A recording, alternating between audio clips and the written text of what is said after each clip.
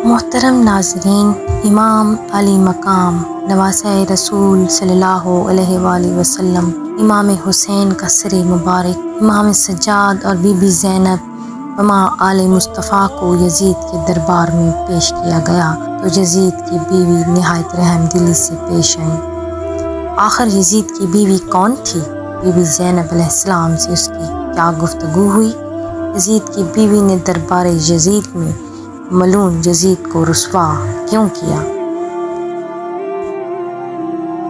नाज़रीन मोहतरम, काफ़िला हुसैनी को दमिश्क ले जाने के कुछ दिनों बाद एक औरत यजीद की बीवी हिंद के पास आई और कहा, कुछ कैदी लाए गए हैं जिनमें अक्सरियत औरतों की है, लेकिन मुझे मालूम नहीं कि वो कौन है। बेहतर है कि आप आएं और हकीकत मालूम करें। हिंद उठी और उम्दा लिबास पहना, चादर ओढ़ी और खादमा को हुक्म दिया कि कैद खाने में उसके लिए कुर्सी लगाई जाए। हिंद कुर्सी पर बैठ गई। बीबी ज़ैनब अलैहिस्सलाम ने गौर से इस औरत की तरफ देखा तो पहचान लिया कि ये हिंद बिनते अब्दुल्ला हैं, जो अरसा पहले अमीरुल मोमिनीन अलैहिस्सलाम के घर में खादमा थी। बीबी ज़ैनब ने बीबी उम्मे कुलसूम अलैहिस्सलाम से फरमाया, क्या आपने पहचाना? ये हिंद बिनते अब्दुल्ला हैं। दोनों बीबियों ने खामोशी से अपने सरों को नीचे झुका लिया ताकि हिंद उनकी तरफ मुतवज्जा ना हो, लेकिन हिंद गौर से बीबियों को देख रही थी, इसलिए आगे बढ़कर पूछा, बहन, आप दोनों ने आपस में गुफ्तगू करके अपने सरों को झुका लिया है, क्या कोई ख़ास बात है? हिंद ने पूछा, बहन, आप किस इलाके से हैं? सानिया ज़हरा रज़ियल्लाहु अन्हा खामोश ना रह सकीं और फरमाया, हम मदीना के रहने वाले हैं। हिंद ने सुना तो एहतरामन खड़ी हो गई और कहा, क्या आप मदीना के रहने वालों को जानती हैं? ज़ैनब अलैहिस्सलाम ने पूछा, आप किन मदीना वालों के बारे में दरियाफ्त करना चाहती हैं? हिंद इस तरह मुखातिब हुई कि मैं अपने आका इमाम अली मकाम के घराने के मुताल्लिक दरियाफ्त करना चाहती हूँ। फरमाया, तुम अली अलैहिस्सलाम के घराने के कौन से अफराद के बारे में जानना चाहती हो? हिंद इमाम की याद में अश्कबार होते हुए बोली, मैं उस घर में खादमा थी और काम किया करती थी, मुझे उस घर से बहुत मोहब्बत है।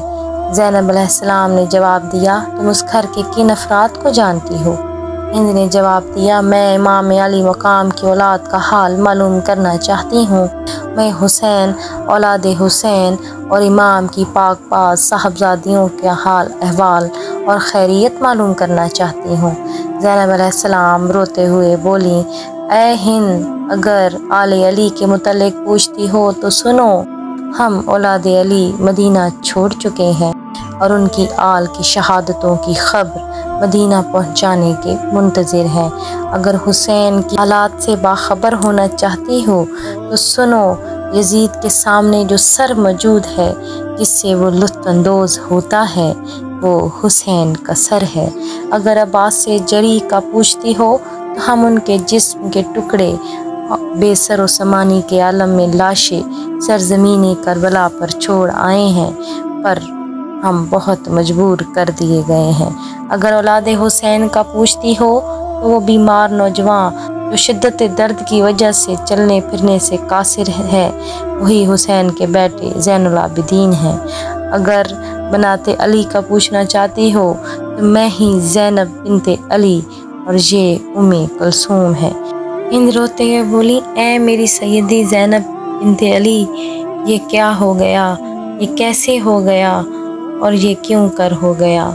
काश काश मैं अंधी हो जाती इससे पहले कि मैं बनाते फ़ातिमा को इस हालत में देखती। शिद्दत जज्बात में हिंद ने एक पत्थर अपने सर पर मारा, इससे खून जारी हुआ और वो गश खाकर गिर गई।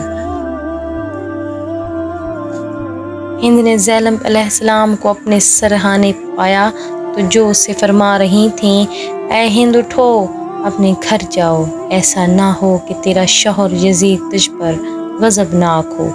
हिंद मुखातिब हुई, खुदा की कसम, जब तक आप हाशमी ख़वातीन को घर ना ले जाऊं मैं वापस न जाऊंगी।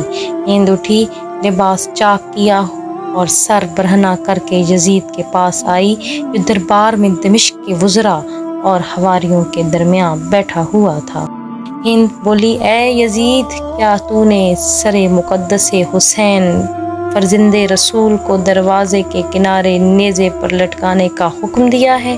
यजीद, जो सल्तनत ऐश व इशरत के ताज पहने तख्त पर तकिया लगाए बैठा था, अचानक अपनी ज़ौजा की गैर मर्दों के सामने ये हालत देखकर मारे गैरत के अपनी जगह से उठ खड़ा हुआ और से चादर उड़ाते हुए बोला, खुदा लानत करे इब्ने ज़ियाद पर, जिसने जल्दबाजी की और हुसैन अलैहिस्सलाम को कत्ल किया। हिंद ने जवाब दिया, ए यजीद, तुझ पर लानत हो, मेरे मुताल्लिक गैरत से काम लेते हो और दुख्तरे रसूल ज़हरा अलैहिस्सलाम की बेटियों के मुताल्लिक तेरी गैरत कहाँ गई? तूने उनकी चादरें छीनी और उन्हें मुक़द्दस ख़वातीन को गली कूचों बाज़ारों में आश्कार किया और उन्हें ज़िंदानों में कैद करके खुद चैन व सुकून की नींद सोना चाहते हो?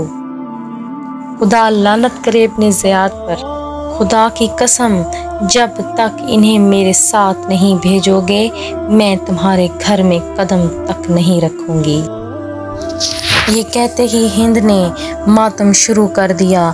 ये मंजर देखते हुए यजीद के दरबार में मौजूद दीगर औरतों ने भी मातम और चिल्लाना शुरू कर दिया और यजीद का ये महल मातम कदा बन गया।